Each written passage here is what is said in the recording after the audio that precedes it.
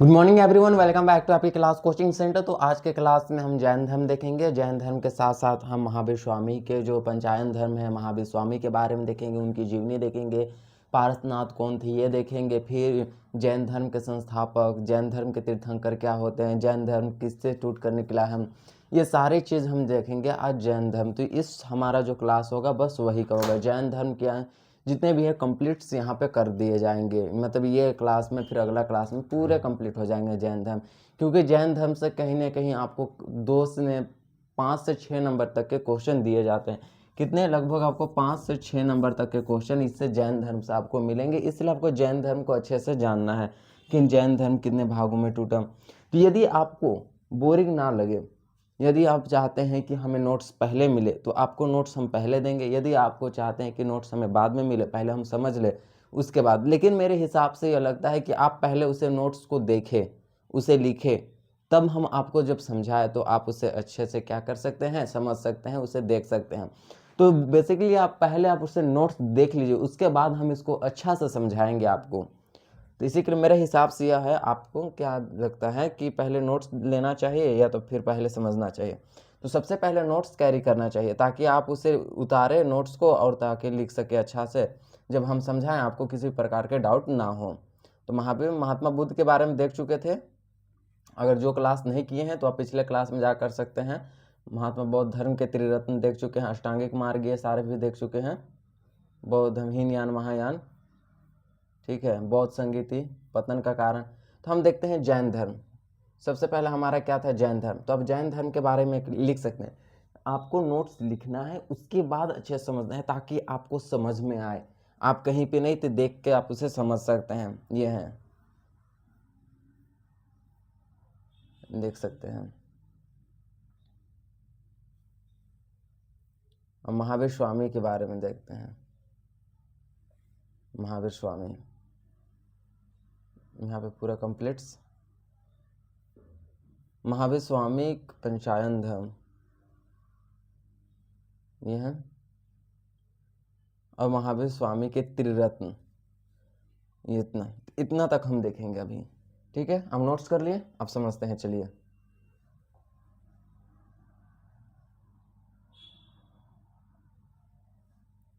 तो सबसे पहले हम जानते हैं कि जैन धर्म कहाँ से निकला, इसका उदय कहाँ से हुआ, इसको पहले हम सबसे पहले जानते हैं। 1 मिनट। चलिए, तो सबसे पहले जानते हैं कि जैन धर्म का उदय कहाँ से हुआ। जैन धर्म 1600 BC में इतना वर्चस्व, अपना दबदबा में कैसे था, इतना ज़्यादा विकास किस प्रकार से हुआ। सबसे पहले हम देखते हैं कि हिंदू धर्म को हम जानते हैं। हिंदू धर्म, सभी कोई हिंदू धर्म जानते हैं। आज यहाँ पे जितने भी है वो सनातनी है, तो फिर हिंदू धर्म के ही भारत में है। तो हिंदू धर्म में बहुत सारी कुरीतियाँ फैल गई थी। पूजा पाठ, कर्म कांड, भोग विलास, दारू पारू, जाति पाति, भेदभाव, बहुत सारी यहाँ पे कुरीतियाँ फैल गई थी। तब इसी को देख करके महावीर स्वामी ने जैन धर्म की स्थापना की, महात्मा बुद्ध ने बौद्ध धर्म की स्थापना की। तो इसी के कारण दो धर्मों का विकास हमें, जो कि गैर धार्मिक है, ये धार्मिक नहीं, एक गैर धार्मिक है, जैन धर्म और एक है हमारा बौद्ध धर्म का विकास कितना में होता है? यहाँ पे लिख दे रहे हैं 600 BC में। 600 BC में इन दोनों धर्मों का विकास एकदम तेजी से होने लगता है, और ये दोनों धर्म ही अपना दबदबा और वर्चस्व एकदम बढ़ाने लगते हैं। अब बेसिकली है, बौद्ध धर्म और जैन धर्म दोनों ने ही जाति पाति को नहीं माना। जाति पाति, छुआछूत, ये सब किसी प्रकार का नहीं माना। पूजा पाठ, कर्म कांड, ये किसी को नहीं माना। यह था। जैन धर्म की तुलना में बौद्ध धर्म अधिक लोकप्रिय थी। उसका कारण था उनकी भाषा, ये पाली भाषा में थे, क्योंकि उस समय की सबसे लोकप्रिय भाषा पाली थी, 600 ईसा पूर्व की। और जबकि जैन धर्म में कौन से भाषा थे? प्राकृतिक, ये सबसे कठिन भाषा थी। जैसे कि हम लोगों के लिए संस्कृत एक कठिन हो गया और हिंदी इजी हो गया, उसी प्रकार हिंदी हो गया पाली, और समझ लीजिए प्राकृतिक हो गया हमारे संस्कृत। तो यही कारण से हम क्या कहेंगे कि आप संस्कृत में पढ़ना नहीं, संस्कृत में ना पढ़ के आप हिंदी में पढ़ना चाहेंगे। उस समय जैन धर्म का विकास हुआ। जैन धर्म का अर्थ क्या होता है? जीन। जैन धर्म का अर्थ जीन होता है। जीन जो है एक संस्कृत शब्द से निकला है। किस शब्द से निकला है? संस्कृत शब्द से निकला है। संस्कृत शब्द से निकला है जिसका अर्थ होता है विजेता, और जीन का अर्थ क्या होता है? विजेता होता है। आपको कहीं ना कहीं देखिएगा कि तो जीन का अर्थ क्या होता है? विजेता होता है। यही था जैन धर्म का अर्थ। अब देखते हैं कि जैन धर्म में 24 तीर्थंकर हुए, 24 तीर्थंकर। तीर्थंकर कौन थे आप बोलिएगा? राइट, आपका भी सवाल पूछना जरूरी है कि भाई तीर्थंकर कौन है। तो तीर्थंकर उन्हें कहा जाता था जो हमें अपने दुखों से मुक्ति दिलाने वाला। जैसे कि कोई होते हैं ना कि तुम्हारे दुखों से हम भगवान मुक्ति दिला देते हैं, तो वो तीर्थंकर। तो महावीर स्वामी जो थे, ऋषभ देव, पार्श्वनाथ, ये हमारे क्या थे? तीर्थंकर थे, जो कि हमारे दुखों से मुक्ति, यानी कि हमें गलत रास्ते नहीं जाना है, हमको भोग विलास में नहीं जाना है, हमको कर्म कांड में नहीं जाना है, पूजा में नहीं जाना है। अपने अनुभवों पर विश्वास करके आपको इस दुनिया से क्या दिला सके? वह मुक्ति दिला सके। तो मुक्ति दिलाने वाले धार्मिक गुरु को ही तीर्थंकर कहा जाता है। जैन धर्म में 24 तीर्थंकर हुए। कितने? 24 तीर्थंकर हुए, टोटल 24 तीर्थंकर। जैन धर्म अगर आप देखिएगा तो टोटल 24 तीर्थंकर हुए, और ये दोनों ही धर्म को जो है हिंदू धर्म से टूट करके अलग हुआ है। आपको याद रखना, हिंदू धर्म में अगर सुधार होगा तो ये दोनों धर्मों का पतन हो जाता है। बाद में देखेंगे कि कौन समय हिंदू धर्म में सुधार देखने को मिलता है। तो इतना समझिए कि विजेता होता है 24 तीर्थंकर थे। सबसे पहला तीर्थंकर जैन धर्म के, सबसे पहला तीर्थंकर जैन धर्म का कौन था? ऋषभ देव।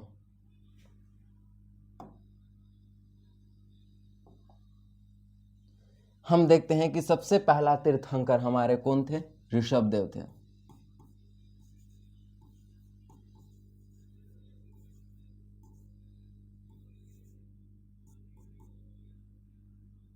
ये ऋषभ देव, इन्हें संस्थापक कहा जाता है। ऋषभ देव को क्या कहते हैं भाई? संस्थापक कहते हैं। ये पहला जैन तीर्थंकर था, लेकिन इन्हें वास्तविक संस्थापक नहीं कहा जाता है।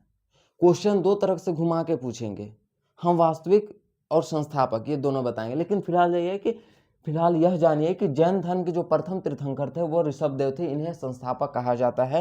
इन्होंने उतना कुछ नहीं दिया, पहले थे, बस इनका बस इतना ही काम है। अब हम देखते हैं कि पहले तीर्थंकर थे। अब हमको देखना है 23वें तीर्थंकर। 23वें तीर्थंकर पारसनाथ थे। पारसनाथ, इनके बारे में देखना है।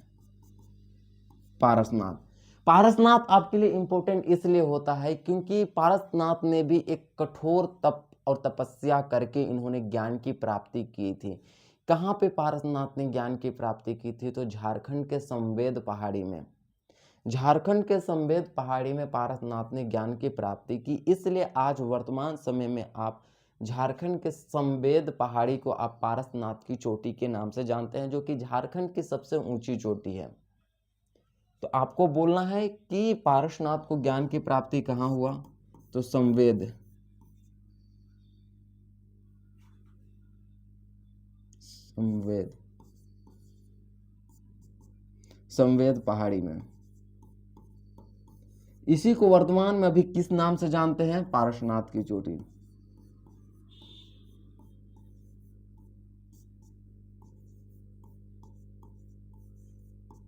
इसीलिए संवेद पहाड़ी का नाम संवेद मां होगा। ठीक है,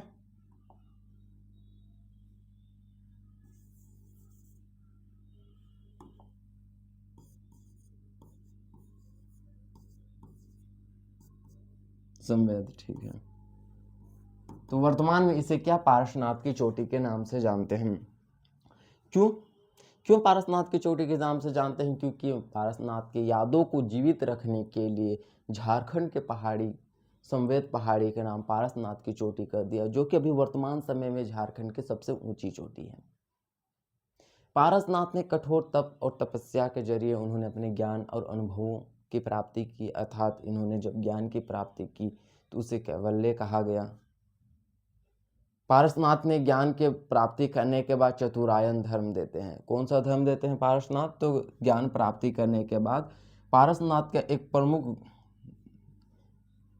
अधिक धर्म है, यानी कि धर्म मतलब देते हैं चतुरायन धर्म। चतुरायन धर्म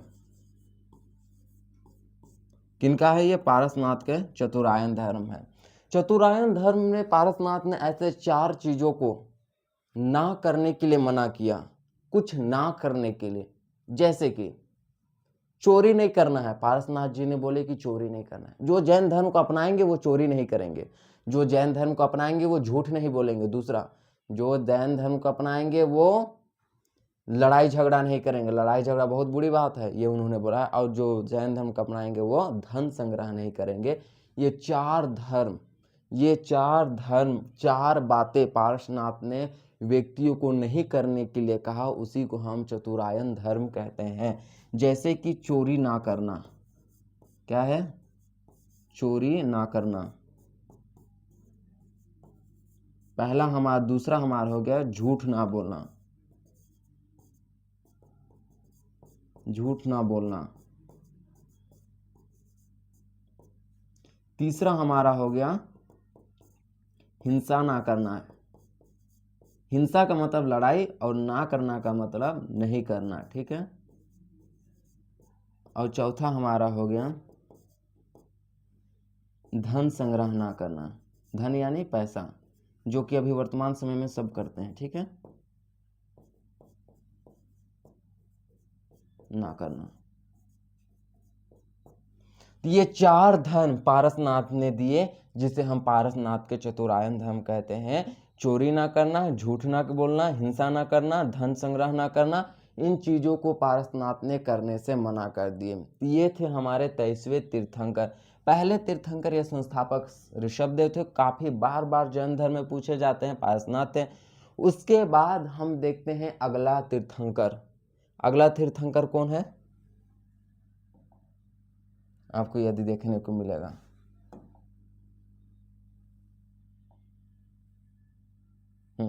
तो आपको यह देखने को मिलेगा अगला तीर्थंकर, वेरी वेरी इंपॉर्टेंट तीर्थंकर, जो सबसे लास्ट तीर्थंकर, जैन धर्म का सबसे अंतिम तीर्थंकर जो थे वो थे महावीर स्वामी। ये 24वां तीर्थंकर थे। कौन से 24वां तीर्थंकर थे? महावीर स्वामी। महावीर स्वामी जो थे वो सबसे अंतिम व लास्ट तीर्थंकर थे। इनके बारे में बहुत ज़्यादा क्वेश्चन पूछे जाते हैं। सबसे पहले हम जानेंगे कि महावीर स्वामी।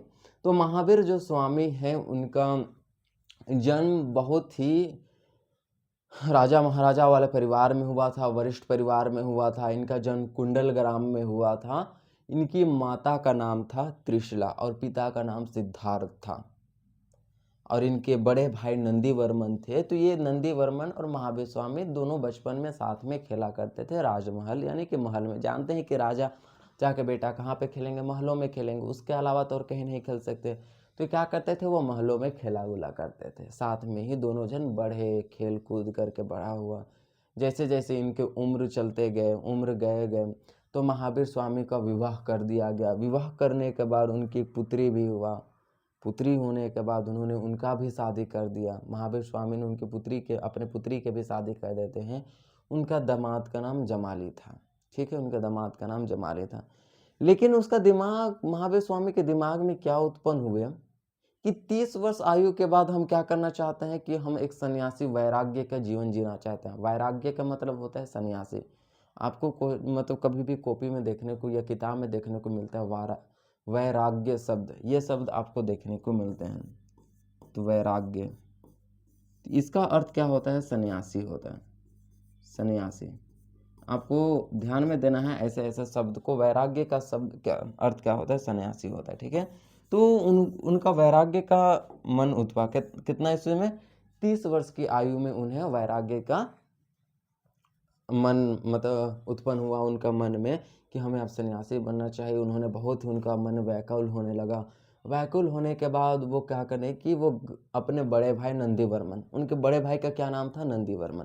तो वो नंदीवर्मन से आग्रह लेकर के उन्हें कहे भाई हमको अब जाना होगा, हमको अच्छा नहीं लग रहा है। कोई कोई व्यक्ति ऐसे होते हैं, इतने इमोशनल होते हैं कि वो क्या कहते हैं, ये सांसारिक जीवन को छोड़ करके, संसार के सुखों को छोड़ करके वो क्या करते हैं कि एक तरह से वो अपने आप को पूर्ण रूप से भगवान को समर्पित कर देते हैं। बहुत सारे आप गाँव घर में देखिएगा पूजा पाठ कैसे हो जाते हैं, देवी देवताओं सवार है। तो महावीर स्वामी भी वैसे ही थे कि मतलब उन्होंने अपने बड़े भाई से आग्रह लिया और कहा कि मैं अब नहीं कर सकता हूँ, मैं अब यहाँ से जाना चाहता हूँ, मुझे कुछ ज्ञान की मतलब शिक्षा लेना है, मुझे ये संसार से तो अपने घर को त्याग करके 30 वर्ष की आयु में उन्होंने अपने बड़े भाई से आग्रह लेकर घर को त्याग दिए और वो जंगलों यानी कि वन में चले गए। वन में जाने के बाद उन्होंने रिजु पालिका नदी कुंडल वन के कुंडल ग्राम में उसका जन्म हुआ था, लेकिन कुंडल वन के रिजु पालिका नदी साल वृक्ष, जिसे बरगद वृक्ष कहते हैं, तो साल वृक्ष के नीचे वो बैठ गए ज्ञान की प्राप्ति करने के लिए। वो ज्ञान की प्राप्ति करते गए 12 वर्ष बीत गए। 12 वर्ष बीतने के बाद उन्हें क्या हुआ, ज्ञान की प्राप्ति हुई, जिसे जैन शब्द में कैवल्य कहा गया। महात्मा बुद्ध को ज्ञान की प्राप्ति हुई तो उन्हें मोक्ष कहते थे, तो मोक्ष के लिए जैन धर्म में कैवल्य शब्द का प्रयोग किया गया। तो महावीर स्वामी को क्या किया, जैन ज्ञान की प्राप्ति हुई तो उसे हम कैवल्य कहें। महावीर स्वामी वहाँ से निकल पड़े, रिजुपालिका नदी के पास से वो निकल पड़े कुंडल वन से अब उपदेश देने के लिए। बहुत सारे महावीर स्वामी के अनुयायी बने। उन्होंने छुआछूत, भेदभाव, कर्मकांड, पूजा पाठ, मूर्ति पूजा या तो फिर वह ये सबको एकदम नकार दिया। उन्होंने कहा कि ये सबसे मैं परे हूँ, भगवान मेरे के लिए इस मतलब मानवता ही एक ईश्वर का रूप है। उन्होंने पूर्ण जन्म पर माना, उनका था पूर्ण जन्म का मानना था। उनका कहना था हर एक अनुयायियों को उन्होंने यही शिक्षा दिया, यदि आप अपने शरीर को तड़पा करके नहीं मारते हैं तो वह शरीर आपका पूर्ण जन्म का कारण बनेगा। इसलिए अंतिम समय में हमारे शरीर जो हैं, शरीर को सुख नहीं देना चाहिए। यह महावीर स्वामी का कहना है, सुख नहीं देना चाहिए। इतना तड़पाओ, उनके आत्मा को इतना तड़पाओ कि वो दोबारा जन्म लेने के लिए कांप उठें। इसी को क्या कहते हैं, संलेखना विधि से प्राण त्यागना। संलेखना विधि से प्राण त्यागना का मतलब होता है कि शरीर को तड़पा करके मर जाना। यही संलेखना विधि से प्राण त्यागना महावीर स्वामी ने कहा। ये बहुत सारे उन्होंने शिक्षा यानी कि उपदेश देने लगे अपने अनुयायी। बहुत सारे अनुयायी महावीर स्वामी के बनते चले गए, क्योंकि उन्होंने छुआछूत भेदभाव नहीं माना, जो कि हिंदू धर्म में उस टाइम फैल गया था। इसीलिए जैन धर्म अपने चरमोत्कर्ष में था, यानी कि विकास कर रहा था, चरमोत्कर्ष में था। तो महावीर स्वामी ने उनका अपना पहला उपदेश राजगीर में दिया। राजगीर में वो गए तो राजगीर में उन्होंने पहला उपदेश दिया, जबकि महात्मा बुद्ध सारनाथ में दिए थे। तो महावीर स्वामी राजगीर में अपना पहला उपदेश दिया और अंतिम उपदेश पावापुरी नामक स्थान पर देते हैं और 468 ईसा पूर्व में उनकी मृत्यु हो जाती है महावीर स्वामी के।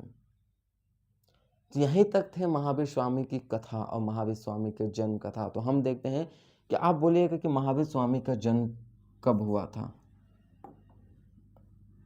तो आप बोलिएगा महावीर स्वामी का जन्म 540 BC में कहाँ हुआ था,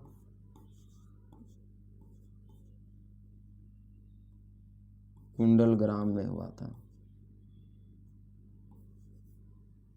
कुंडल ग्राम में हुआ था महावीर स्वामी का जन्म इतना में कुंडल ग्राम में हुआ था। इनका बचपन का नाम वर्धमान था। बचपन का नाम क्या था, बचपन का नाम इनका वर्धमान था। ये इस तरह सब शॉर्ट नोट्स लिख सकते हैं ताकि आपको याद भी रहे। बचपन का नाम इनका वर्धमान था। बचपन का नाम इनका क्या था, वर्धमान था।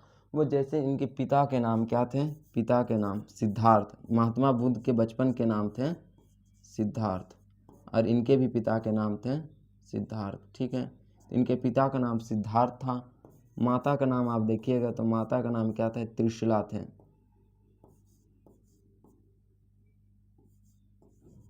त्रिशला थे, माता का नाम त्रिशला थे। और इनके दामाद जो थे, प्रथम शिष्य किन्हें बनाया गया, तो महावीर स्वामी के दामाद ही उनके प्रथम शिष्य बने। दामाद कौन थे महावीर स्वामी के, जमाली थे, जमाली। और लड़की में सबसे पहला उप शिष्य कौन थी? उपाली। लड़की में सबसे पहली शिष्य थी उपाली, और लड़का में सबसे पहला शिष्य महावीर स्वामी के थे जमाली। जमाली लिख दिए हैं, जमाली है, ला लिख दीजिएगा, जमाली। तो प्रथम शिष्य कौन थे? जमाली थे महात्मा बुद्ध के। कितने वर्ष में इन्होंने गृह त्याग कर दिए? तो इन्होंने गृह त्याग जो किए वह 29 वर्ष की आयु में किए। कितने वर्ष की आयु में इन्होंने अपना गृह त्याग किया? 29 वर्ष की आयु में किए। इन्हें ज्ञान की प्राप्ति करने के लिए कौन सा वन चले गए थे? कुंडल वन। किस नदी के किनारे? ऋजुपाली। कुंडल वन ऋजुपालिका नदी। कौन सी नदी? यदि नदी पूछा जाए तो आप बोलिएगा ऋजुपालिका।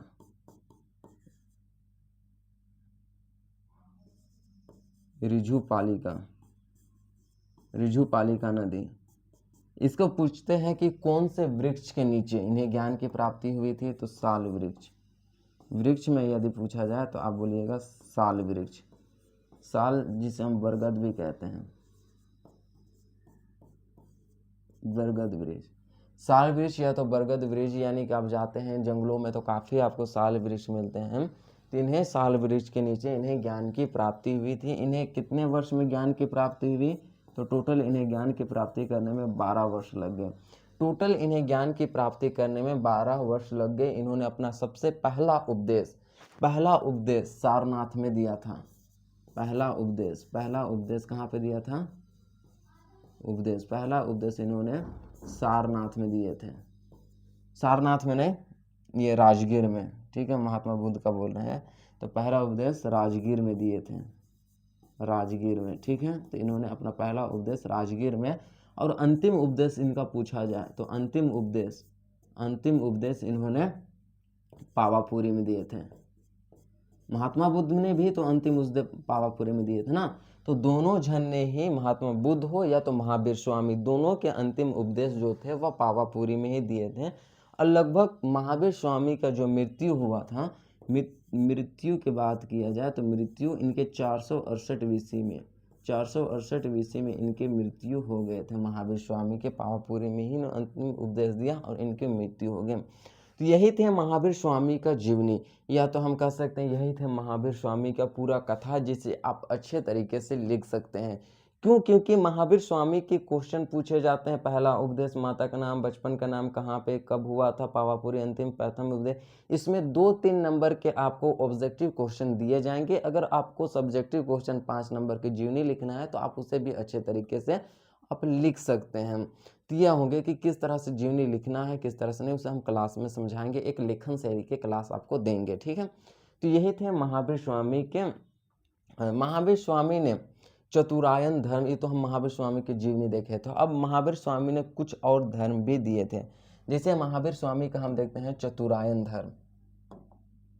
हम महावीर स्वामी का देखते हैं चतुरायन धर्म। कौन सा देखते हैं?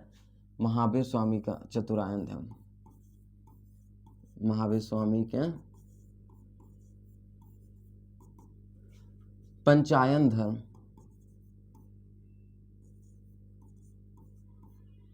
पंचारण धर्म, तो महावीर स्वामी के पंचारण धर्म।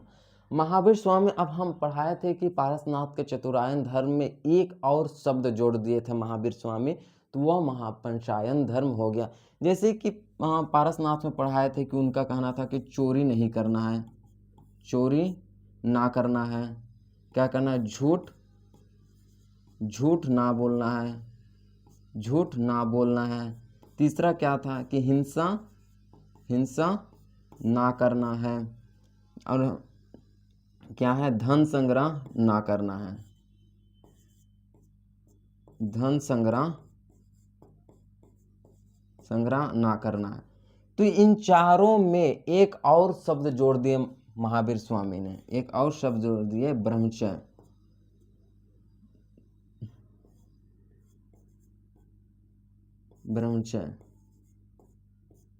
ब्रह्मचर्य का पालन करना। महावीर स्वामी ने एक और शब्द जोड़ दिए, ब्रह्मचर्य का पालन करना। ये पांचों धर्म को महावीर स्वामी के क्या माना जाता है? पंचायन धर्म मानते हैं कि महावीर स्वामी ने ये 5 चीज जोड़ के उन्होंने पंचायन धर्म दिए थे। तो ये है आपके महावीर स्वामी की क्या है, पंचायन धर्म है। ये आपके क्वेश्चन में काफ़ी पूछे जाते हैं। अब देखते हैं कि महावीर स्वामी के त्रिरत्न, जैन धर्म के त्रिरत्न, ये भी क्वेश्चन में पूछे जाते हैं। जैन धर्म के त्रिरत्न, जिसमें क्या कहते हैं, जैन धर्म के त्रिरत्न, के त्रिरत्न,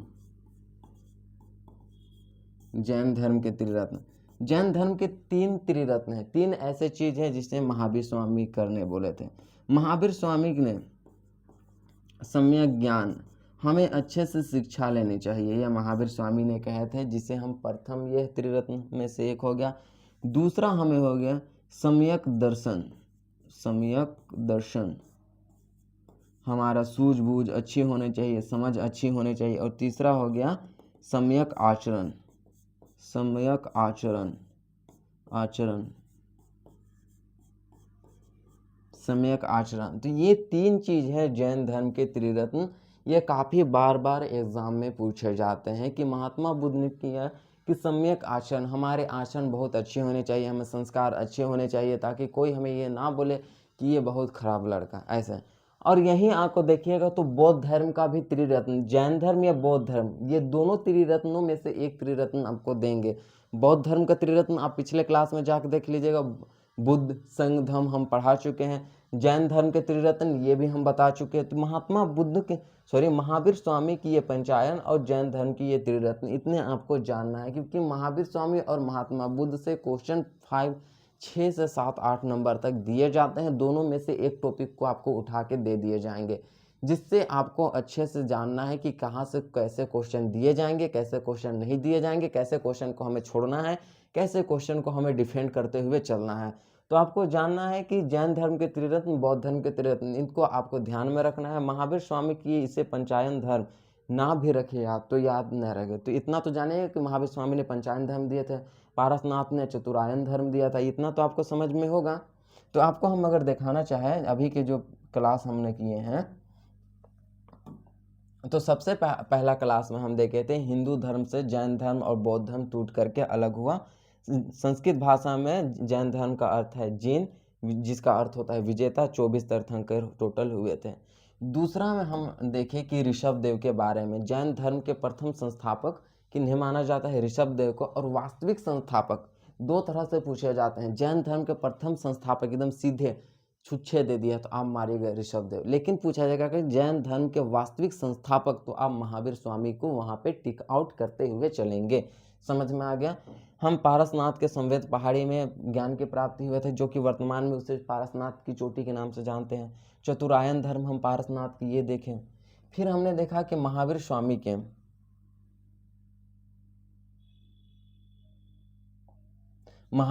के क्या देखे, महावीर स्वामी की ये सारे वगैरह देखे कि वहाँ उनके यहाँ पे कुंडल वन में उन्हें ऋजुपालिका ने ज्ञान किया। कुंडल ग्राम में उनका जन्म हुआ था। वो एक संघ या गण के महाराजा के बेटा हुए, एक क्षत्रिय परिवार के थे। ये पावापुरी में अंतिम उद्देश्य, राजगीर में प्रथम उद्देश्य, इनके बारे में पूरे महावीर स्वामी की जीवनी देख लिए। फिर लास्ट जो हम देखें वह महावीर स्वामी का चतुरायन धर्म, महावीर स्वामी के चतुरायन बार बार बोल, पंचायन धर्म, महावीर स्वामी के पंचायन धर्म और जैन धर्म के त्रिरत्न, इतने हम देखे। फिर हम नेक्स्ट क्लास में देखेंगे कि जैन धर्म के कैसे टूटा। जब महावीर स्वामी के 468 ईस्वी में मृत्यु हुए, तब जैन धर्म टूट करके 2 भागों में टूट करके बिखर गया। ये सारे के बारे में हम नेक्स्ट क्लास में देखेंगे। तो इस क्लास के लिए इतना ही करते हैं, ठीक है। तो नेक्स्ट क्लास में फिर मिलते हैं। धन्यवाद। सर आपको नोट दिखा देते हैं।